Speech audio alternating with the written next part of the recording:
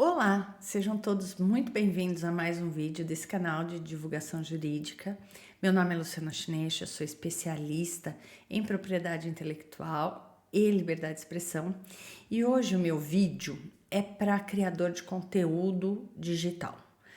Vale também para outras modalidades, mas eu resolvi fazer esse vídeo para criadores de conteúdo digital que normalmente não são pessoas ligadas à área de criação e por isso não tem muito contato com a questão dos direitos autorais sobre as obras, nem as próprias nem as alheias.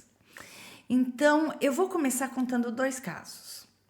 O primeiro caso eu vi no canal da Beta Boechat. E eu vou traduzir aquilo que eu entendi do vídeo dela.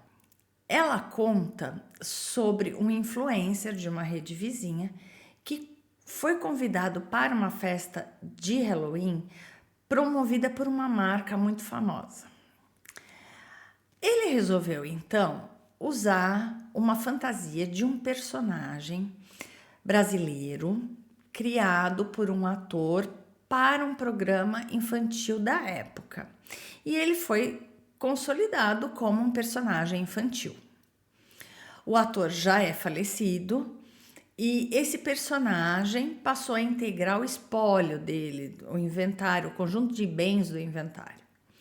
E aí ele influenciador, imaginou que ele estaria fazendo uma homenagem e que poderia ter direitos autorais sobre esse personagem. Então ele pensou o seguinte: não vou fazer nenhuma collab com nenhum patrocinador para não ter problemas com direitos autorais. E foi para a festa, se divertiu e, enfim, no dia seguinte ele publicou as fotos.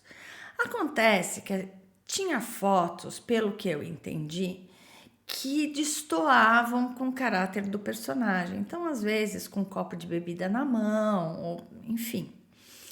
E o responsável pelo espólio ficou não ofendido, mas ele percebeu que aquilo lá estava prejudicando o personagem. Então, ele entrou em contato com o influenciador e pediu que essas fotos fossem removidas, o que foi feito numa boa. Esse foi um comportamento bem bacana dele, mas tem alguns esclarecimentos para a gente fazer aí, para não ficar nenhum tipo de dúvida, tá? O segundo caso eu vi em um vídeo do Paulo Hatz, do Livraria em Casa. Ele conta que uma autora de romance nacional brasileiro, ela fez um romance aparentemente interracial. Eu não tenho muita certeza disso, porque eu não li o livro, eu não tive acesso a nada.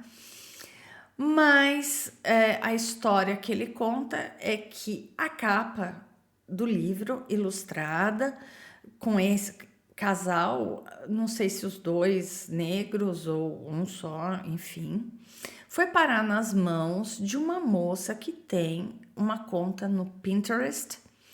E essa moça, o foco dela é mostrar quão bonitos são pessoas louras ou ruivas.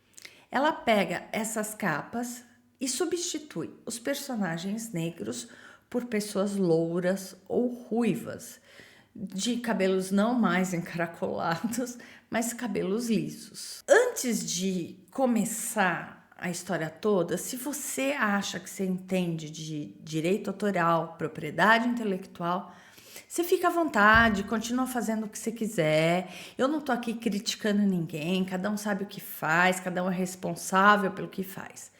Mas os produtores de conteúdo digital que querem transformar isso em profissão, são profissionais e querem andar direitinho para se consolidarem de forma tranquila no mercado, eles seguem essas regras. Então, se você quer ir por esse caminho, presta atenção no que eu vou contar agora, tá? Eu já te contei os dois casos e agora nós vamos destrinchar tudo isso. A primeira coisa que eu quero propor para você é pensar numa situação hipotética.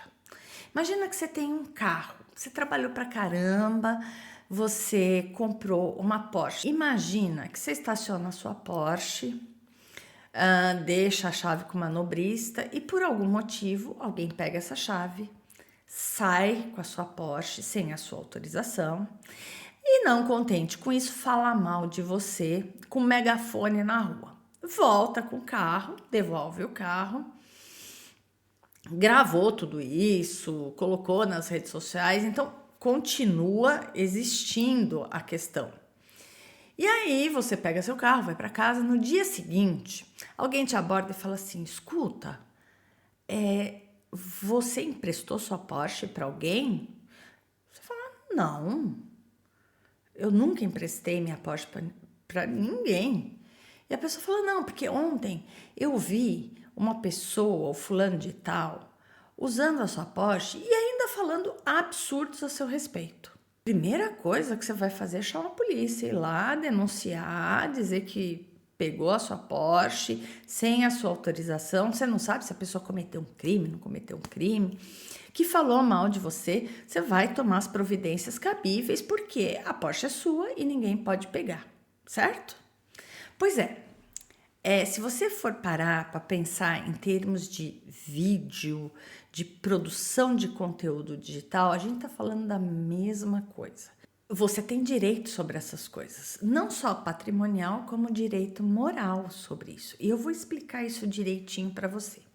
Então, no primeiro caso, que é o caso da fantasia, a pessoa teria que pedir autorização. Quando você desvirtua a imagem de um personagem, você provavelmente esteja quebrando a questão do direito moral de autor. E foi o que aconteceu no caso. E eu não estou dizendo que o cara precisa ser processado. Não, a gente pode resolver isso de outras maneiras. Mas você tem direito a receber, a autorizar, a receber ou não, de acordo com o seu critério, sobre o uso dos seus vídeos. Você tem o direito de não autorizar. Você tem o direito de estabelecer regras para o uso da imagem do seu personagem. E você tem o direito de exigir, eventualmente, a aprovação do material que vai ser divulgado. Tudo isso é um direito que o autor tem sobre qualquer trabalho que ele faça. Ele não está fazendo vídeo por graça, ele faz isso profissionalmente. Aí você vai me dizer: mas escuta, tem gente que não faz questão da remuneração, tem gente que libera seus vídeos. Ok, isso é verdade, e isso se dá através de uma licença. Você licencia seu produto para ser usado. Inclusive, as licenças, muitas vezes, você pode usar, mas você tem regras para cumprir. Então, por exemplo, a licença padrão do YouTube é aquela que segue a Lei de Direitos Autorais, a Convenção de Berna.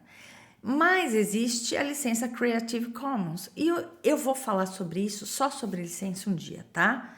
Não vai dar para fazer hoje, porque senão o vídeo vai ficar imenso, mas eu vou fazer. Já no segundo caso, a história é um pouco diferente. A moça pegou uma obra gráfica e alterou. Mas não alterou só a imagem, que a gente chama de obra derivada isso. Ela parte de uma obra já existente e é criada uma outra obra. Isso daí a gente chama de obra derivada. E a obra derivada, ela depende de autorização de quem fez a obra. Então, ela já falhou ali. Aí ela pega e transforma aquilo que tinha uma intenção de mostrar naturalidade racial, interracial e não sei o quê, e ela transforma numa coisa quase supremacista. Eu não estou dizendo que seja, tá? Mas na medida em que ela troca a cor dos personagens, ela pode tá passando uma outra mensagem que parece que é o que ela queria, pelo que deu a entender. E isso ofende a autora do livro, que deu origem, esse livro deu origem à capa, e ao ilustrador ou ilustradora, não sei exatamente.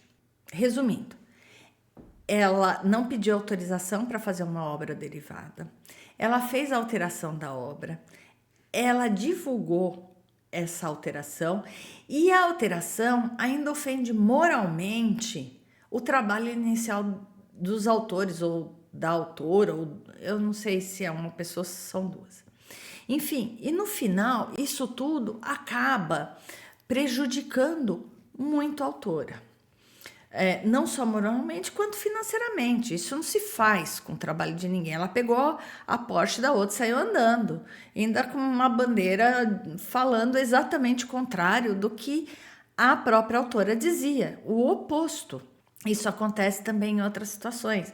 A gente já viu num parágrafo, a pessoa constrói uma ideia e na reprodução disso se separam as frases, se reorganizam de outra maneira, dando sentido absolutamente contrário do que a pessoa tinha dito inicialmente.